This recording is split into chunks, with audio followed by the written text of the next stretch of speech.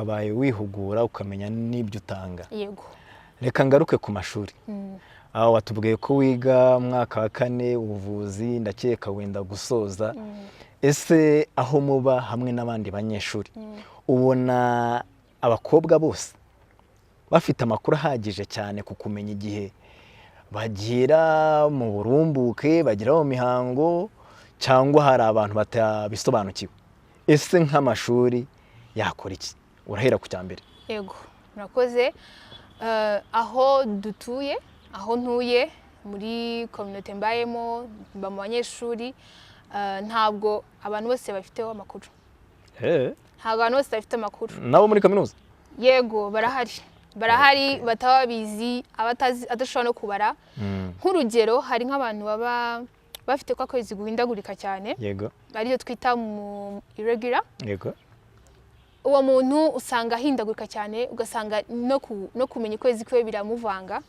Nta nubwo ashobora kuba yakishyira ngo abibare, kuko niba uri ugira ngo ubare ufite ukwezi guhindagurika kugira ngo ubare umenye ukwezi, umenye igihe wamenye igihe cyawe cy'uburumbuke cyangwa igihe wazabona irindi mihango, bigufata niba uri amezi 6 uri kubara. Ukajya uhora umunsi wabone imihango, umunsi ukurikira uhora ushira nk'akantu kuri kalenda kugira ngo bishobore kuba wamenye icyo gihe. Noneho abantu muri kaminuza ntago mvuze ngo ni benshi, ariko nk'abantu wenda nk'uwiga ubuganga we ubuvuzi ababizi, kuko turabyiga, ni ibintu twiga, ni ibintu batwigisha, akenshi usanga babizi. Ariko ndavuga nk'abandi bantu biga ibindi bintu bitari by'ubuvuzi, nta makuru menshi baba bifiteho. Ugasanga nk'umwana wenda, umwana w'umukobwa aratwise kandi taragakwiye gutwita, kandi urumva wenda azi nko kubara icyo gihe cyiwe, ntago yatwita. Okay. Yego. Hama ku kibazo cya kabiri wambajije, amashuri ikintu yakora, amashuri bajya bategura nk'ibiganiro. Yego. Nk'ibiganiro bihuriza hamwe abanyeshuri bose, bakigisha, bakazana nk'umuntu ubigisha, akigisha ku buzima bw'imyororokere, akabigisha ukuntu wabara, wenda ufite ukwezi kugize guhindaguka no kudahindagurika. Bakigisha nyine byinshi ku buzima bw'imyororokere, abana b'abakobwa tukabigira amakuru. Yego. Ndetse nta nubwo ari abana b'abakobwa gusa, n'abana b'abasore. Yego. N'abana b'abahungu barabikeneye, kuko niba umwana w'umuhungu atazi imihango icyo ari cyo, ejo azabona umwana w'umukobwa hari anye yitashije, wenda agire ngo n'ibindi bintu amusebye, cyangwa nyine ashobora kuba yamugira ikintu cyamukomeretsa, kandi wa mwana w'umukobwa arazi ibimubayeho, kandi wenda azi imihango n'iki, yakamubwira ati pardon, wenda hari ikintu kitagenze neza, nyine ukamubwira mu buryo ki utamushobora kumukomeretsa ngo yumve ko asebye. Yego. Yego, kuko nta nubwo ari n'igisebo. Ntago ari igisebo. Ntago ari igisebo, ni ibintu bisanzwe, ni ibintu normale, ni ibintu ni uko nyine Imana yaturemye. Uvuze neza, ni Imana yakuremye. Reka tuvuge kuri experience yawe. Bikuho bwa mbere wumvisha umeze ute? Ibyo mihango bwa mbere wari ubizi, ayo makuru ari uyafite yuko hari igihe runaka uzajya mu mihango, cyangwa nayo byaragutunguye, wumvisha umeze ute? Njyewe rero ntago byantunguye, kuko icyo gihe bari barabinganirije, mama wanjye yari yarabinganirije. Wow, ufite umubyeyi mwiza. Yego, yari yarabimbwiye pe, yari yarabimbwiye, ndibuka ko nagiyemo nanakuze, ariko yarabimbwiye mbere, arabimbwiye ati ntago, akajya ahora ambaza ati bite se, ntago urabona ikintu kidasanzwe, nkamubwira ntoya nta kintu kidasanzwe ndabona. Nuko nyine araza kunyinjira ku munsi umwe, wenda arambwira ati nugushya nubona amaraso aje, ntuzagira ibibazo, uzahita uzumbwira n'iki nzagufasha. Okay. None icyo gihe mbibonye naramwegereye, ndamubwira ati mama, rero bya bintu wambwira byabaye. Nuko aramfasha, ampereza udukoresho tw'isuku, aranyereka ukuntu nzajya nukoresha, mbese nyine na buri kimwe n'isuku rusange, ukuntu umuntu yakikorera isuku. Yego. Nuko urakoze kugaruka ku kintu cy'isuku cyane. Usanga isuku muri icyo gihe cy'imihango igoranye. Ubundi umukobwa yakwitwaye ati mu gihe ari imihango isuku? Isuku rero bitewe n'ubushobozi buri hano hanze, abantu ntago, ku bantu bafite ubushobozi buke, turakunda kugira ikintu cyo gusanga umuntu twa dukoresho tw'isuku tugurwa ku mabotike, tugurwa hehe mu supermarket, ahantu hose wagenda wadusangayo. Hari nubwo tugura amafaranga nakita ko atari menshi, ariko hari abantu usanga bigora ko batubona kubera ubushobozi buke. Ugasanga wenda nawe akantu akaguze agakoresheje nk'umunsi wose, akambaye umunsi wose. Ibyo bintu nabyo bya bindi bikurura n'izindi ndwara. Ubwo ukuntu nyine umukobwa yakwitwara iyo ari mu gihe cy'imihango, yakambara ako gakoresho ako twita ngo Kotex, abantu benshi bakita Kotex. Ugarutse cyane neza ku kintu cy'isuku. Ni gute umukobwa yakwitwara mu gihe ari mu mihango? Isuku tuyitseho. Yego, isuku rero umukobwa ubundi ikintu akwiye gukora iyo ari mu mihango ni gukoresha twa dukoresho tw'isuku nyine bakoresha ari mu mihango. Utwo ni nka Kotex. Kotex barayikoresha. Hari n'abakoresha ibyo bita ngo tampon. Ni udukoresho tundi bakoresha ariko two tugura mu mafarumasi kandi tuba tunahenda. Ariko ndavuga kuri ya bikoresho twese dushobora kubona ari izo Kotex. Iyo n'imiburiburi uyambaye, n'imiburiburi ntabwo wakabaye umara birenze amasaha 4 ukiyambaye. Umuntu yakabaye ahindura buri masaha 4 ugakaraba, buri masaha ukahindura ukambara indi. Ubundi imihango imara igihe kingana gute? Imihango imara hagati y'imisi 2 gushika kuri 7, tegwa n'umuntu. 2 gushika kuri 7. Yego. Ubwo izo Kotex ntabwo zihenda? Kotex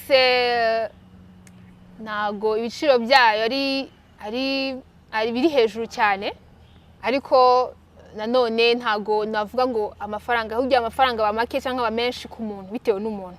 Ubwo ariko hari abantu ushobora usanga badashobora kubona ubwo bushobozi. Niyo yaba ari 100, niyo yaba ari 200 ugashobora kutabibona. Ariko ubusanzwe Kotex ziba ziri hagati 600, 800, 1000 gutyo. Nk'umuntu udafite ubwo bushobozi habe na make yakoresha iki? Udafite ubwo bushobozi hari udutambaro. Ashobora gukoresha agatambaro. Yego. Hari ukuntu batuzinga neza agatambaro ukagashira ku mwenda wawe imbere, ukakambara nyuma y'amasaha ngahe ukagakuramo ukagafura. Wenda ukaba ufite nk'udutambaro nka 2, ukambara kandi kakaba kumye, ukongera ugahinduranya gutyo ukajya uhinduranya. Icyo ni cya gihe udashobora kuba wabona ayo mafaranga yo kugura izo Kotex. Yego. Reka tuvuge ku kintu, nta makuru y'ibinyoma aba yihishe inyuma y'imihango. Abana b'abakobwa bagenda bafata hirya no hino ibitavugwa cyangwa se mu mico runaka ntayo wabuze. Irahari. Hari ibintu bajyaga bavuga mbere ngo imihango ni umwanda. Ugasanga umuntu aravuga imihango ni umwanda, ugasanga nyine abantu bafiteho iyo myumvire itariyo, kandi ugasanga nawa muntu ni cya kintu cyahavuye ikihaba cy'uko abantu bahita bagira akantu ko kumva hari igisebo, wenda akavuga ati ndi mu muhango ntago nagenda hamwe n'abandi, ntago nakicara hamwe aho abandi bantu bari kubera ko hari icyo ko ndi mu mihango. Ni ukuvuga ngo abantu batekereza ko ndanduye, mbese ni umwanda. Kandi icyo kintu ntago nicyo kintu dushaka gukura mu bantu cyane. Ndatekereza ko gitangiye no kuza kivamo mu bantu cyane, kuko kiri gushiramo ukuntu abantu batangiye kuza babyumva. Harimo ikintu cyo kuvuga ngo abantu ntibatekereze gutyo, ntibatekereze ko kuba uri mu muhango ari ko wanduye. Ntago ni ikintu kiri normal kibaho, kandi umuntu arigirira isuku nk'uko yigirira isuku bisanzwe. Ni ukuvuga ngo imihango ni ikintu Imana yashizeho gisanzwe, ntabwo ari ukwandura. Umuntu uri mu mihango nta kintu na kimwe ahejwe gukora. Ntacyo. Ni gute wafasha umukobwa cyangwa se umwana mutoya w'umukobwa ufite icyo kibazo cyo kumva ko ari mu mihango, atajya ku ishuri, atajya mu kazi, asiba akazi, urumva abana n'icyo kintu ati twamufasha gute? uwo mwana w'umukobwa ukuntu twamufasha, njye ndumva uwo mwana w'umukobwa utekereza kuri ibyo bintu, utekereza ko yaba afite yaba yanduye ari mu mihango, ntago yagakwiye gutekereza gutyo, ahubwo yagakwiye kuba yakegera abandi bana bagenzi be, abakobwa bagenzi be, akababaza ati wenda mwege se mubyumva mute? Kandi njyewe numva ko baramutse umuntu amuzi cyangwa akamenya ko anatekereza, umuntu yamegera akamusobanurira, akamubwira ati ibyo bintu ntabwo ari ukutekereza, ibyo bintu njye mbita nk'umugisha. Ubundi kujya mu mihango ni nk'umugisha, kuko ubu werekana ko you are healthy, nyine uri muzima. Ababyita uburwayi, oya ntabwo ari uburwayi, ni ikimenyetso cy'uko uri muzima, cy'uko ushobora kuba wasama, cy'uko ushobora kuba watwita ukaba umubyeyi. Yego. Tugana ku musozo, twavuze cyane ku mihango, ariko uburumbuke ndagira ngo ubwitseho. Ni ryari umuntu amenya ko ari mu burumbuke? Umukobwa abibwirwa n'iki? Ese asama byagenze gute? Yego, murakoze. Uburumbuke ni ryari umuntu, ni nk'ibimenyetso biranga icyo gihe.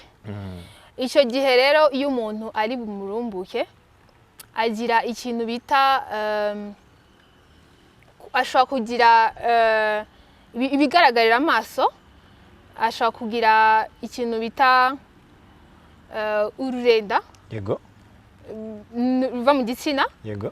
Icyo gihe urashobora no kurubona no kuri wa mwambaro w'imbere uba wambaye. Yego. Iyo ukozeho wenda ukasa nk'ukirendura gutya, like nk'utandukanya gutya, kiyarenduka cyane, icyo gihe bikwereka ko ushobora kuba uri muri cya gihe cy'uburumbuke. Ururenda ruriyongera. Ruriyongera. Ikindi nacyo habamo ubushuhe, temperature iriyongera. Hari udukoresho dukoresha bita thermometer. Yego. Ushobora gukoresha vaginal temperature, ukareba, usanga kenshi ushobora kwiyongera nka rimwe cyangwa kabiri. Ubundi iyo kugira ngo uyimenye bisaba kupima nk'uno munsi mu gitondo ukibyuka, ugapima n'ejo ukareba. Hari igihe usanga yazamutse. Ubundi iyo kugira ngo ikunde bisaba ko ari yayindi ukunda gukoresha buri gihe, kujya wipima. Kuko nibwo ubona ko hariho ikintu cyahindutseho. Yego. Hakabaho n'ikintu cy'ubushake, kwiyongera ku bushake. Ubushake bw'iki? Ubushake bwo gukora imibonano mpuzabitsina. Gushaka gukora imibonano mpuzabitsina, icyo gihe buriyongera? Yego, buriyongera iyo umuntu ari muri cya gihe cy'uburumbuke. Hanyuma ikindi nacyo, ikintu abantu bakunda kuvuga ariko ntabwo kiba ku bantu bose, hari ikintu cyo kubabara, kumva uratonekara amabere cyangwa imoko iri kukujyamo ukuntu. Nicyo kintu ariko ntabwo kiba ku bantu bose. Hari n'abavuga ko umugongo bajya, nanone ndiko ni ibimenyetso bitajya bigaragara ku bantu bose. Kuko se ubu bintu by'ubushake ngo buriyongera? Yego, ni ibyo bavuga. Bavuga ko ubushake bwiyongera. Umuntu uri kuvuga ikiganiro ni umukobwa. Yego. Adufashe utubwire, ese buriyongera? Impamvu tugomba kwimenya, niba umuntu ari yageze mu gihe cy'uburumbuke, yagombye no kumenya n'impamvu yakwirinda yanda itifuza. Ibyo bimenyetso ni ingenzi kubimenya ku muntu wese kugira ngo abashe kwirinda. Watubwiye ururenda, utubwira ubushyuhe kuvuza bwiyongera, utubwira kwabara amabere rimwe na rimwe, kwabara umugongo, utubwira no gukomeza kumva ushaka cyane gukora imibonano mpuzabitsina. Ibyo bintu ubibonye ushobora gutekereza n'igihe wabaze neza ukavuga uti icyo gihe ndi mu burumbuke. Icyo gihe umukobwa yakwitwara ate? Icyo gihe ukuntu wakitwara uri muri icyo gihe cy'uburumbuke, cyangwa ubonye ibyo bimenyetso byose biri kukubaho, icyo gihe ndumva wakirinda ibintu by'ibigare, ibintu by'ahantu wajya n'ahantu ukaba wakosa ukifata. Nyine ni ukuvuga ngo ni ukwifata kugira ngo udasanga wagiye muri kuba wagira icyo gihe cyo kuba wabonana n'umuntu ukaba wagira wasama iyo nda itateganijwe kubera ko uzi igihe urimo urakizi urabizi wenda ibyo bimenyetso ubushake bwawe buriyongera icyo gihe wakirinda umusore birashoboka se uri umukobwa ufite umuhungu mukundana icyo gihe urumva umushaka cyane wamwirinda ute cyangwa se kuko umuhungu we kwimenya bimumara iki yakurinda ate wamwirinda ute umuhungu mukundana yakurinda ate okay icyo gihe rero ari umuhungu dukundana wabimubwira se ko ndi mu gihe cyane cy'uburumbuke kuki ntabimubwira nabimubwira okay nabimubwira akabimenya kubera ko wenda hari n'igihe nutabimubwira ariko njye nabimubwira yego njye nabimubwira kugira ngo anamenye nuko antwara yego wenda niba azi ko iyo ngiye muri icyo gihe cyanjye ubushake bwiyongera akaba wenda yavuga ati okay icyo gihe reka mwegere hafi mwegere kure ntitugaye duhura cyane ntiduhure cyane wenda akaguhunga akamunga niba adakeneye ko ntwita okay wari utubwiwe umukobwa yakwitwara ati umukobwa we yakwitwara nyine yakifata muri icyo gihe yakifata nyine niba ari umwana w'umukobwa ntago washatse ntago ukeneye gusama icyo gihe we wakifata kuko ni iminsi mike bibara iminsi mike icyo gihe urakoze kugaruka ku minsi tuyibare muri ya kalendari yacu iminsi 28 umuntu yakwifata ryari kuva ku munsi wa kangahe kugeza kwa kangahe rero ubundi nkuko twari twabibonye cya gihe ca ovulation iyo kibaye ubundi twabonye ko igira imara iminsi 2 yego iyo igira imara iminsi 2 rero umunsi wa 14 yego rimara iminsi 2 iyo rimara iminsi 2 rero ritaripfa yego ariko intanga ngabo yo imara iminsi 5 yego no kuvuga ngo ushobora gukora imibonano mpuzabitsina nko kuwa gatatu nko uno munsi turi kwa gatatu yego ushobora gukora imibonano mpuzabitsina uno munsi kandi ovulation yawe iri kuwa 5 nuko ugasama urasama kubera ko umva ukoze imibonano mpuzabitsina uno munsi iyo ntangagabo iragenda ifite imara iminsi kuri 3 gushika kuri 5 3 kuri 5 ubwo iragenda niba ari 5 urumva kwa 5 nzaba ikirimo ikiri nzima yego bivuze ngo ku munsi wa 14 tugomba gufata iminsi ngahe mbere n'iminsi ngahe nyuma kugira ngo twinde gusama no kuvuga ngo ufata imbere yaho urafata iminsi 4 no kuvuga ngo imbere ubare iminsi 4 ukuyemo wa munsi wa 14 yego no kuvuga ngo uwo nushiramo irahita iminsi 5 yego noneho nyuma ya munsi wa 14 ovulation ubare iminsi 2 okay ubare na ku munsi umwe no kuvuga ngo iraba ibaye iminsi 7 yego iminsi 4 mbere uhagiyemo na ovulation ubwo n'iminsi 5 n'iminsi 2 nyuma ugira bibaye iminsi 7 no kuvuga ngo iminsi 4 mbere ya ovulation n'iminsi 2 nyuma ovulation icyo gihe ukoze imibonano mpuzabitsina wasama ariko uyikoze nyuma ntabwo wasama uyikoze mbere y'icyo gihe cya iyo minsi 4 ya mbere cyangwa ukayikora iyo minsi nyuma y'iyo minsi 2 yego ntacyo wasama ibyo bintu birakora se ku bantu bafite ukwezi kudahindagurika ibyo bintu birakora abo guhindagurika byo biragoye tugatubivuga gutyo ngo biragoye kubera ko bwa mbere na mbere bwo kugira ngo namenye n'igihe cy'uburumbuke cye biramuvuna kubera ko abanza kubara nk'amezi nk'6 yes kugira ngo ashobore kumenya ngo ukwezi kwanjye guto ni uko ufite iminsi ngahe ukwezi kwanjye kunini gufite iminsi ngahe yego reka tugushimire cyane ku makuru menshi kandi meza uduhaye ubu ngubu umuntu wese uzakora iki kiganiro arasobanukirwa neza n'ukwezi kwe kandi amenye neza n'igihe yasama n'uburyo ki yakwitwara muri icyo gihe mbere yuko dusoza ngira ngo uduhe aga short summary mu ncamake ibintu 3 umuntu yatahana avuga ati iki ngiki ngomba kucyitaho yego murakoze ikintu nk'ibintu nka 3 navuga icya mbere ku mwana w'umukobwa yamenya ukwezi kwe ngo kumeze gute, ukwezi kiburanga ni igiki, akamenya ko ari kwa kwezi ari hagati kuva kuri wa munsi yaboneyeho imihango gushika kuri munsi ubanziriza y'utaha. Yego. Icyo niko kwezi kwiwe. Icya mbere, cya kabiri. Icyo ni icya mbere. Icya kabiri akamenya ngo igihe cy'uburumbuke cyanjye ni ikihe. Icyo gihe ukibara ugendeye ufata ni ya minsi yawe ushobora gusama mu gihe ukoze imibonano mpuzabitsina idakingiye. Ubwo iyo minsi twabonye ko uhera wa munsi wa ovulation wa 14 uhereye inyuma, ubwo ukabara iminsi 4 mbere n'iminsi 2 inyuma, ubwo ni umunsi wa ovulation ushira yaba ari 5 2 noneho itenyeje yose ibe 7. Iyo minsi 7 ukaba wakirinda kugira ngo udashobora gusama inda utabishaka. Yego. Cya gatatu. Ikintu cya gatatu navuga cyane nashimikiraho ni ikintu cy'abana b'abahungu. Hari ikintu byo twirengagiza, abana b'abahungu ngo ntago bareba, ngo bireba abana b'abakobwa gusa, kandi ntago ari byo, kuko uwo mwana w'umuhungu ubu ni umwana w'umuhungu, ariko ejo ni uzawe ari umugabo, ni uzawe ufite umuryango, ni uzawe ufite abana, kandi nawe yakaba yabimenya kugira ngo azagira inama n'uwo mwana w'umukobwa aramutse amugira, kuko ntago buri muryango wose ufite mama na papa. Mama ushobora kuba uri aho ufite papa wenyine nta mama ugira, ukaba uwo mubyeyi w'umugabo, papa wawe akaba yakubwira iyo nama, mama wawe mu gihe adahari.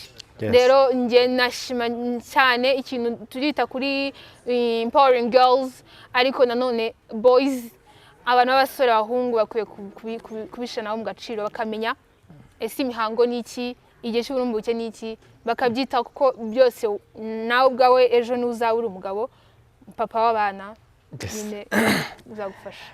Turagushimiye cyane, kandi nkomeje gushimira abakomeje kudukurikira. Twaganiraga na Iteriteka Ange, umunyeshuri wiga ubuvuzi, udusobanuriye byiza cyane ku bijyanye n'ukwezi k'umugore n'ukuntu umuntu yamenya igihe cy'uburumbuke akaba yakwirinda gusama za nda zitifuzwa.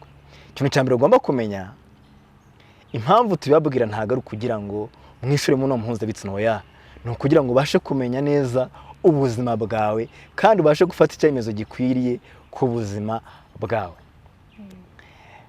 Ukwezi twagusobanukiwe, tugira ukwezi guhindagurika, ukudahindagurika, ariko ugomba kumenya nuko kugabanyijemo ibice bitatu twamaze kwimenya. Igice cya mbere cyitwa follicular phase, hakazaho ovulation, n'igice cya nyuma cyitwa luteal phase. Ibyo ngibyo ni ingenzi kwimenya, ukamenya isuku. Ikindi kandi udashoboye kubara neza uko kwezi k'umugore, ndabashishikariza kugana Joke application yacu igufasha kumenya neza uko wamenya igihe cyawe cy'imihango iheruka, itaha, ndetse n'uko wamenya igihe cyawe wasamiramo ku buryo wakwirinda ibyo bintu byose. Turabashimiye, turabakunda. Wibuke kugenda ukanze subscribe, ushiraho comment and share ku muntu wese ushaka gusangiza aya makuru. Nugira ikindi kibazo ushaka ko twaganiraho, twandikire muri comment, tuzagusubiza ubutaha. Murakoze, turabakunda. Imana ibarinde. Ciao ciao.